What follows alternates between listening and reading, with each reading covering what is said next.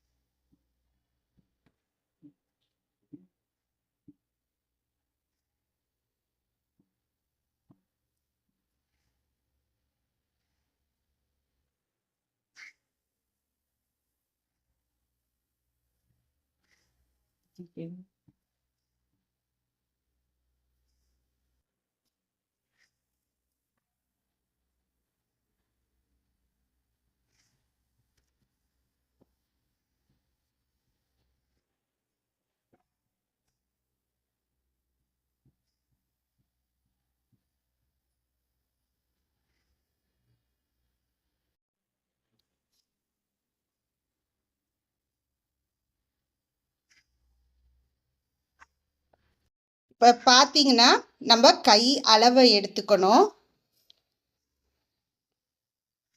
என்ன அளவோ அதுக்கு ஏற்ற மாதிரி இந்த சங்கிலி தையலை போட்டுட்டு வரணும். இப்போ பார்த்தீங்கன்னா இந்த கைக்கு அளவு பார்த்தீங்கன்னா 40 சங்கிலி தையல் வருது. அந்த 40 சங்கிலி தையலை எண்ணிக்கையில் போட்டுக்கணும். இப்போ நம்ம இதில் 40 சங்கிலி தையல் போட்டுட்டோம். இப்போ என்ன பண்ண போகிறோன்னா, இது அடுத்த வரி போட போகிறோம். இது எப்படி போடுறதுன்னு பாருங்க.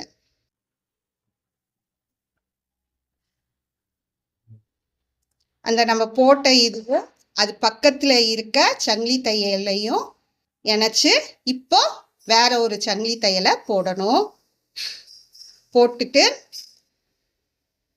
இதில் கொடுத்துட்டு அந்த சங்கிலி தையலை எடுத்துட்டு இப்போ ஆரம்பத்தில் எடுத்தோம் இல்லையா, அதை போட்டுட்டு இப்போ புதுசாக அந்த சங்கிலி தையலை எடுத்துட்டோம். இப்போ 2வது வரிக்கு வர ஆரம்பிச்சிட்டோம்.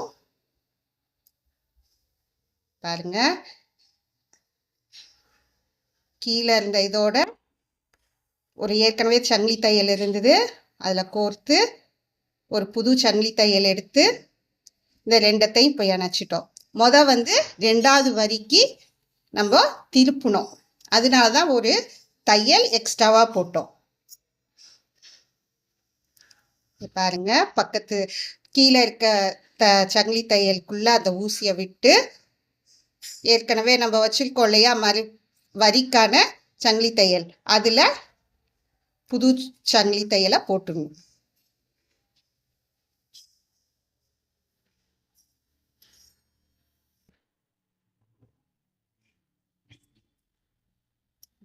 இது மாதிரி இந்த 40 இதையும் போட்டுட்டு வரணும்.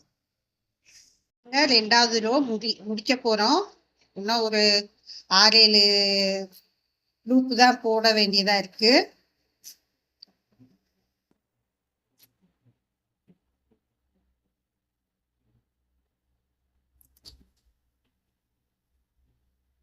இதை பாருங்க, இப்போ முடிக்க போகிறோம். 1-2 லூப் தான் இருக்கு. இப்போ 3வது ரோக்கு போக போறோம்.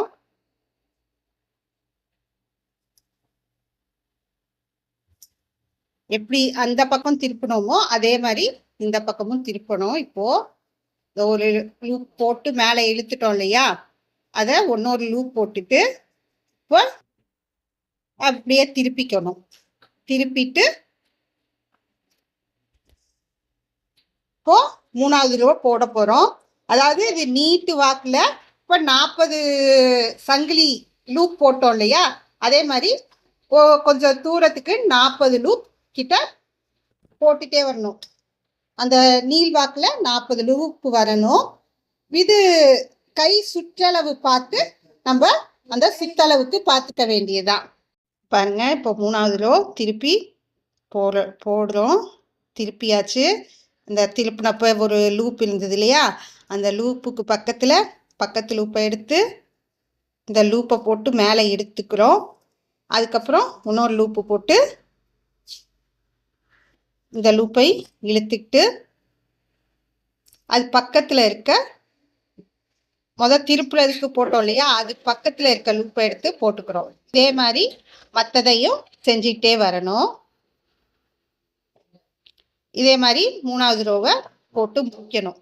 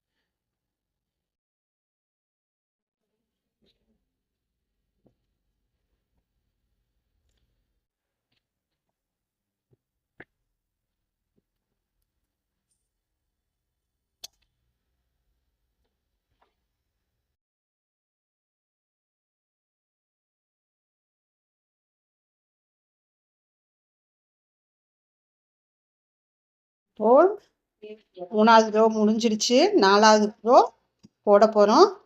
இதே மாதிரி தான் மற்ற எல்லா ரோவும் போட்டுட்டு வரணும்.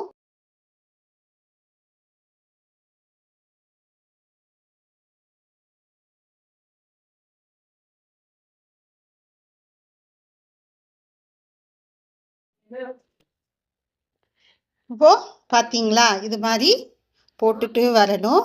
இது மாதிரி நம்ம கையோட சுற்றளவு வரைக்கும் நீளத்துக்கு போட்டுட்டு வரணும். இப்போ 4வது ரோ போட போகிறோம்.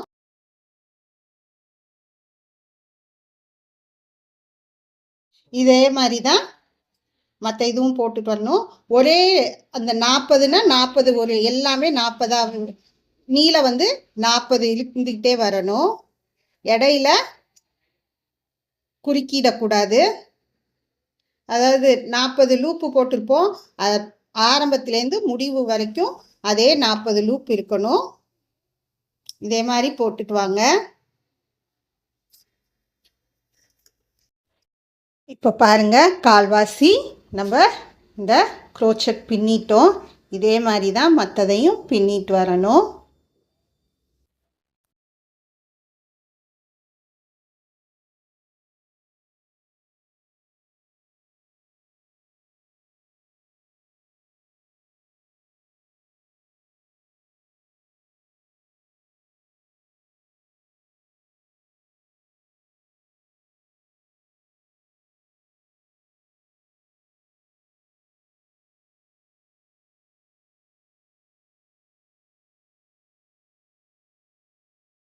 இதோ பாருங்க, இன்னும் கொஞ்சம் தூரம் பின்னிட்டு வந்திருக்கோம். அரைவாசியை முடிக்க போகிறோம். இதே மாதிரி தான் நம்ம கை நீள வாக்க அளவு எடுத்து பின்னிட்டு வரணும்.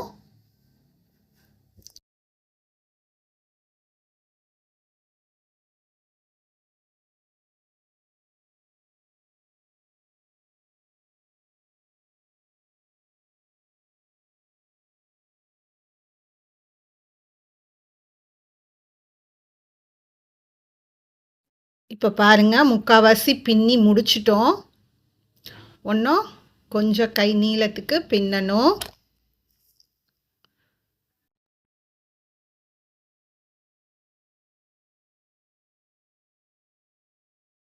கையோட நீள அளவை எடுத்து இந்த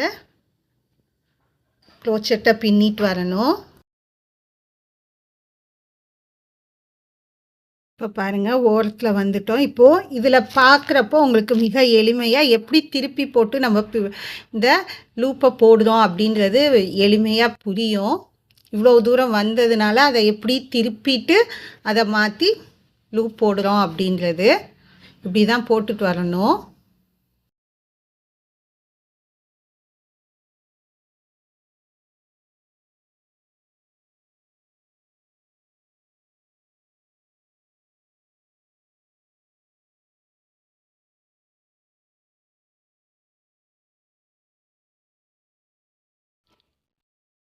இப்போது இந்த கைவுறை இதுக்கான இதை முழுவதுமாக பின்னி முடிச்சிட்டோம்.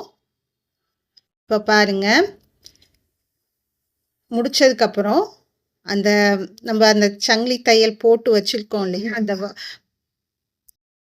இந்த சங்கிலி தையல் போட்டு வச்சுருக்கோம் இல்லையா, அந்த லூப்போட நம்ம குரோச்சட் ஊசியை வச்சுட்டு அப்புறம் கொஞ்சம் அந்த குரோச்சட் நூலை வந்து அந்த நம்ம எவ்வளோ நீளத்துக்கு இருக்கோமோ அதை விட கொஞ்சம் பெருசாக கத்திரிச்சு எடுத்துக்கணும்.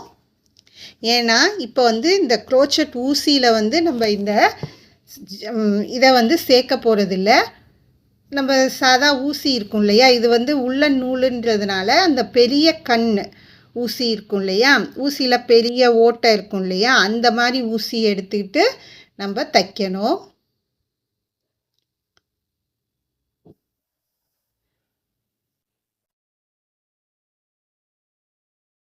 இப்போது அதை இழுத்து முடிச்சு மாதிரி அப்படியே போட்டுக்கிட்டோம். அந்த ஊசி வச்சுருந்தோம் இல்லையா, அந்த ஊசியிலேயே இழுத்து முடிச்சு போட்டுக்கிட்டோம். இப்போ இதை ரெண்டத்தையும் என்ன பண்ணணும்னா சம அளவு முன்ன பின்ன வச்சிடாம ஒரே சமமாக வச்சு இதை இப்போ பின்ன போகிறோம்.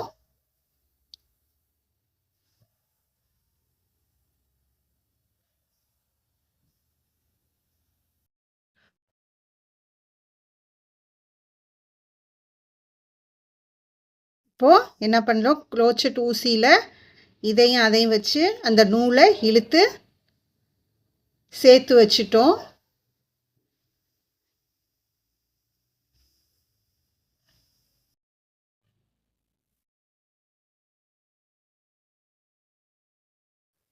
இது மாதிரி குரோச்சட் ஊசியில் நீங்கள் போட்டும் எடுக்கலாம்.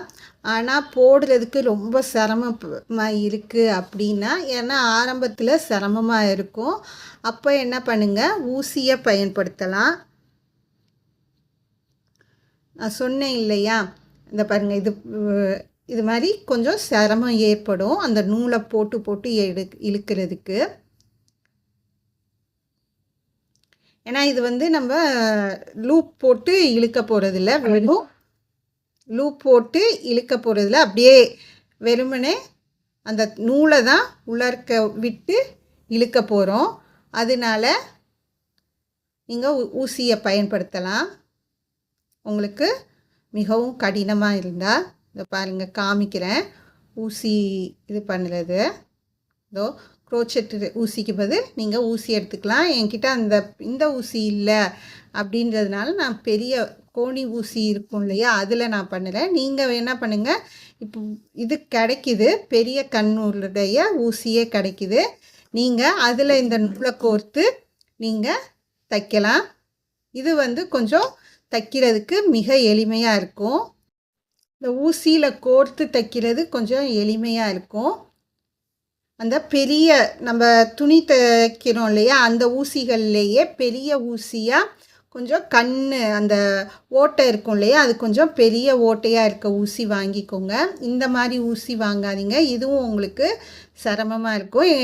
எங்களுக்கு போட தெரிஞ்சதுனால நாங்கள் இந்த ஊசியை பயன்படுத்தி உபயோகப்படுத்துகிறோம். நீங்களே வந்து துணி தைக்கிற ஊசியிலே அந்த பெரிய ஓட்டை இருக்க ஊசியை வாங்கி தையுங்க. இப்படி தான் தைக்கணும் சேர்த்து.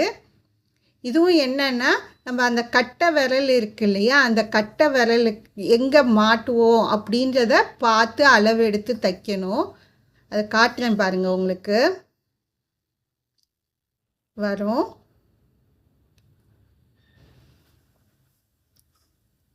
இது மாதிரி தைச்சிட்டு வரணும்.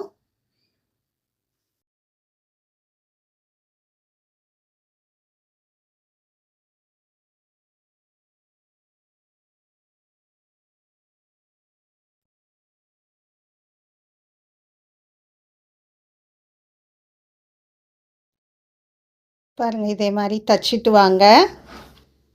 இப்படி தான் அளவு வச்சு பார்க்கணும். தைச்சிட்டோன்னையும் நம்ம கட்டை விரல் எங்கே வரைக்கும் இருக்குது அது அந்த இடத்த வந்து என்ன பண்ணிக்கணும், பின் போட்டு குத்தி,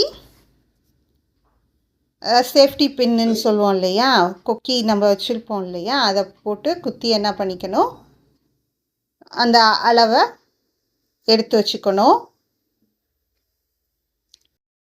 அதை உங்களுக்கு அதுக்குனால தான் இதை மறுபடியும் காமிக்கிறேன். இதை பாருங்கள், இது மாதிரி தான் இந்த ஊக்க வச்சு நம்ம எங்கே அந்த அளவு இருக்கோ அது வரைக்கும் அந்த ஊக்குகளை அளவு எடுத்துக்கணும். அது வரைக்கும் அந்த ஊசி கம்பளி நூலை வச்சு தச்சிட்டு வரணும்.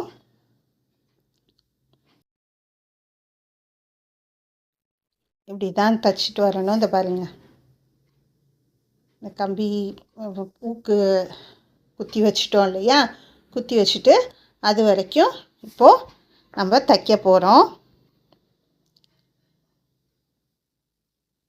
எங்கே வரைக்கும் பின் குத்தி இருக்கோமோ அது வரைக்கும் இப்போது தைச்சிட்டு வரணும்.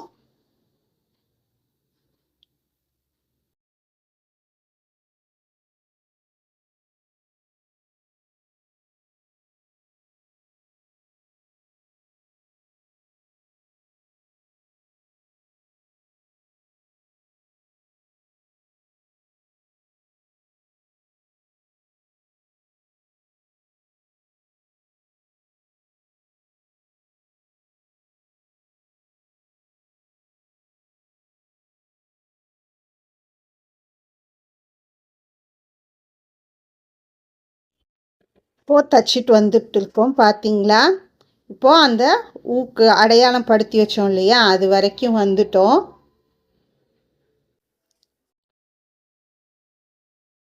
இப்போ அந்த ஊக்கை எடுத்துட்டு இப்போது முடிச்சு போட்டுட வேண்டியதான். அந்த இடத்துல இது மாதிரி தான் முடிச்சு போடுறது.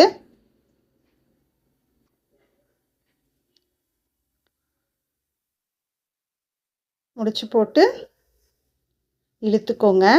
அப்புறம் அந்த உலன் நூலை கட் பண்ணி எடுத்துடுங்க.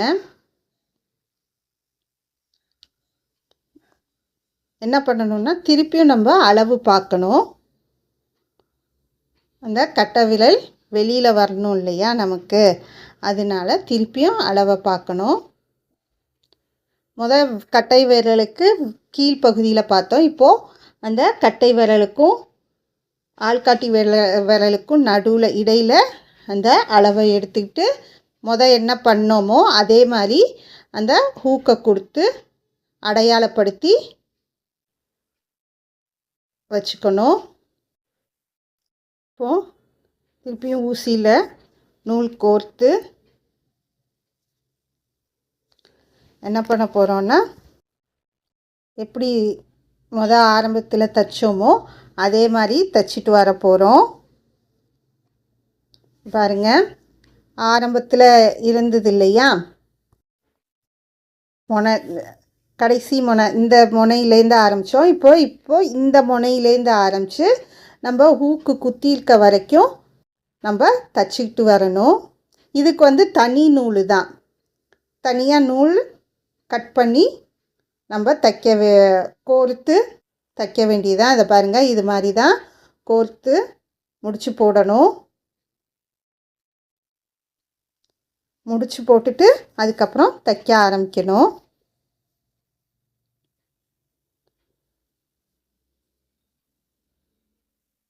இப்படி இறுக்கமாக முடிச்சு போட்டுடுங்க.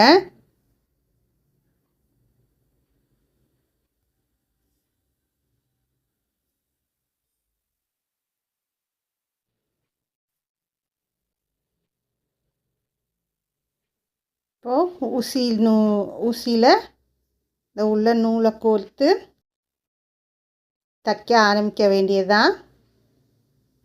இப்படி தான் தைக்கணும். எப்படி ஆரம்பத்தில் தைச்சோமோ அதே மாதிரி கொடுத்து இழுத்து தைக்க வேண்டும். இது பின்னுறது எளிமை தான்.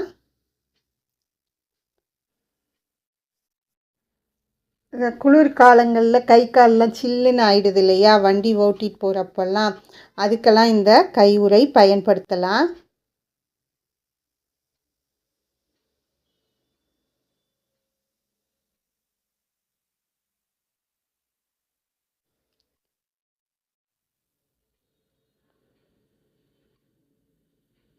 இது மாதிரி போட்டு பின்னிட்டு வாங்க.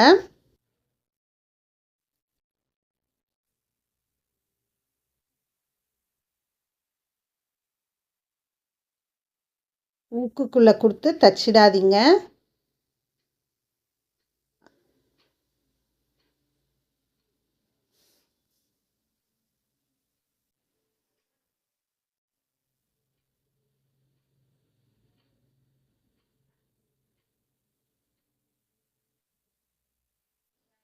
அந்த ஊக்கு அடையாளத்துக்கு ஊக்கு மாட்டியிருக்கோம் இல்லையா, அது வரைக்கும் தச்சிட்டு வாங்க.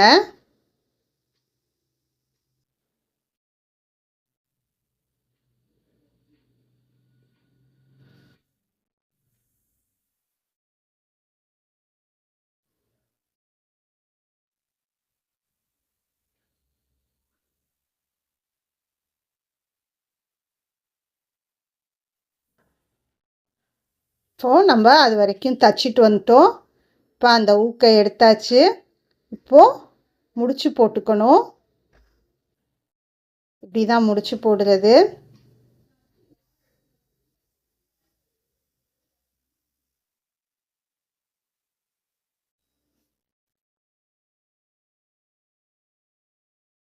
இந்த அளவு இருக்கிற வரைக்கும் தச்சு எடுத்துட்டு முடிச்சு போடுங்க.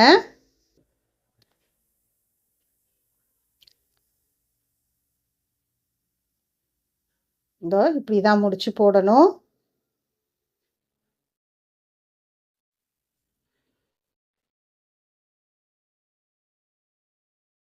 நல்லா இறுக்கமாக முடிச்சு போட்டுடுங்க.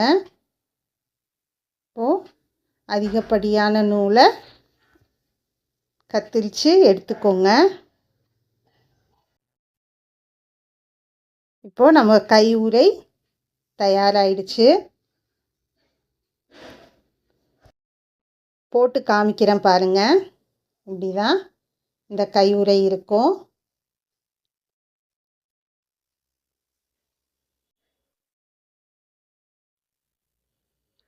இந்த கையுறை தைப்பது மிக எளிமை தான். நீங்களும் இந்த கையுறையை தைத்து போட்டு மகிழுங்கள்.